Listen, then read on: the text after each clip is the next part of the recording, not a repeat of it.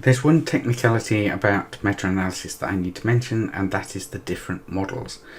So there are two alternative models that are used in meta-analysis in order for you to compare the different studies to each other. One is called the fixed effects model and one is called the random effects model. Now, the fixed effects models assumes that you have one population and that all the studies come from the same population, but there's different samples have different numbers because of the natural variation between samples. So this can account for small amounts of variation, and this is going to be used if you have everyone collecting the same data using the same technique with the same machine and pretty much in the same way. But if you find that the variability between each of your studies is larger than you anticipated, then you probably need to move to what's called the random effects model.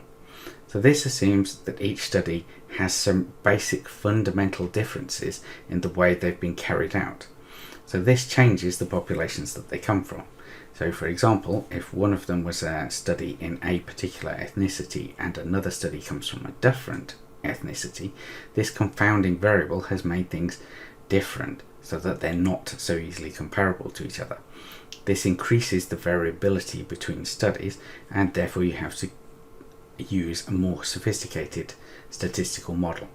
You don't really need to understand these in great detail, because when you get the forest plots it will tell you about the heterogeneity and tell you whether you should use fixed effects model where you've got low heterogeneity or the random effects model where you've got large heterogeneity between studies.